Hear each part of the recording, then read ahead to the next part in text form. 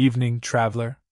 Pull your chair in close to the iron stove and let the cold night wind howl outside against the glass. My name is Sheriff Silas, and I have spent more years than I care to count keeping the peace in this dusty corner of the 1880s frontier. People often think a lawman's life is defined by lightning-fast gunfights and dramatic midnight chases across the prairie. But the truth is, the most unsettling mysteries rarely arrive with a roar of gunpowder.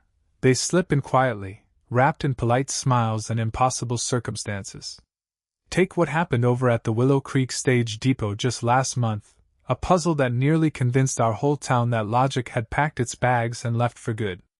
Old man Abernathy, a master blacksmith and railcar builder as honest as the sunrise, came staggering into my office before the morning bell had even rung. His face was ashen, his hands trembling so badly he could barely keep his Stetson balanced on his knee. He looked straight at me, his voice cracking with utter disbelief, and said that a brand new, fully assembled ore cart had completely vanished from inside his locked workshop during the middle of the night. Now, losing an ore cart is bad enough, but the workshop doors were bolted securely from the inside, the windows were barred with heavy iron, and there were no cart tracks leading away from the building in any direction. I tipped my hat, grabbed my heavy coat, and stepped out into the crisp morning air to find out how a massive iron-bound vehicle managed to walk right through solid timber walls. When I arrived at the blacksmith shop, the heavy oak doors stood shut, looking as secure as the day they were hinged in Denver. Abernathy unlocked the outer padlock with his personal key, and we stepped into the dim, cool interior of the workshop. The floor was packed earth, the coal forge was cold, and every single tool hung neatly in its designated place on the board. The space where the 20-foot ore cart had been resting overnight was completely empty, leaving behind only a smooth expanse of swept dirt. Yet, the high transom windows were latched tight from the inside, the roof shingles showed no signs of tampering, and the thick wooden frame showed zero evidence of being forced or dismantled. Abernathy swore up and down that only he and his young apprentice, Micah, held keys to the outer padlock. Naturally, the townsfolk were already gathering outside, whispering that young Micah had sold the cart for gambling money and skipped town under the cover of darkness.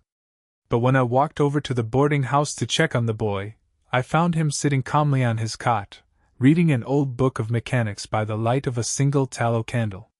He hadn't fled, he hadn't spent a single extra penny, and he looked me straight in the eye with a clear, unburdened conscience.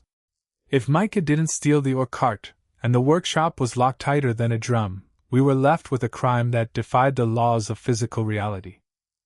Instead of rounding up suspects or jumping to hasty conclusions, I decided to do what any patient lawman must: examine the quiet details everyone else overlooked.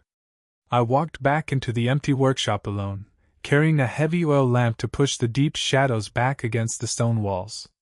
I knelt down on the packed earth floor, running my fingers along the bottom edge of the foundation where the heavy oak sills met the ground. That was when I noticed something curious: a faint, continuous trail of fine stone dust and fresh pine shavings, leading straight toward the back corner near the old storage pit. I stood up and tapped my knuckles against the rear wall of the shop, listening closely to the hollow, echoing sound. It wasn't solid log like the rest of the building.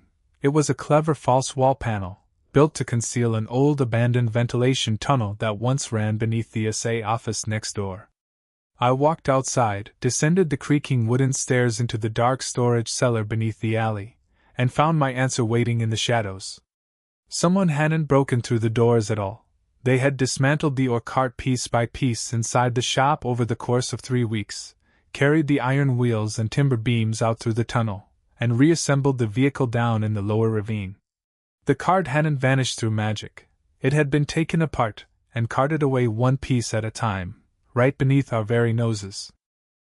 With the physical evidence laid bare, the mystery unraveled like an old ball of twine left in the summer sun. The person who built that false wall panel wasn't young Micah, and it wasn't old Abernathy either. It was the shop's former head carpenter, a fellow named Barnaby who had been let go the previous winter and knew every architectural secret of the foundation. We tracked Barnaby down before he could catch the evening stage out of the territory, recovering the hidden cart components tucked safely inside an old livery shed. When I brought him back to the office, there were no dramatic showdowns or flying bullets, just quiet accountability and the unyielding weight of the truth. Abernathy got his ore cart back in working order, young Micah's good name was cleared completely, and peace settled back over our quiet frontier street. You see, partner, people will often tell you that crimes are solved by quick tempers and heavy iron. But I've always found that the most tangled knots come undone simply through patience, careful observation, and a refusal to let fear cloud your judgment. As I sit here watching the embers glow softly in the iron stove, I cannot help but feel grateful for quiet nights like these. The frontier can be a harsh and unpredictable place, full of whispers and shadows that tend to grow larger in the dark. But as long as we hold fast to fairness, treat our neighbors with respect, and refuse to judge an innocent soul by hasty rumors, we will keep the light burning bright. Justice is not just about locking bad men away. It is about protecting the peace of mind of every honest person who calls this town their home. That is a lesson worth remembering, whether you are wearing a silver star pinned to your vest or just passing through on a tired horse. The wind has finally died down outside, leaving nothing behind but a clear canopy of stars stretching from horizon to horizon across the open range. It is a good night, a quiet night, and one that reminds us why we work so hard to keep these dusty streets safe and sound. Until our next case file is opened from the shelf, keep your ledger clean, your heart steady, and your dealings honest. Good night, partner.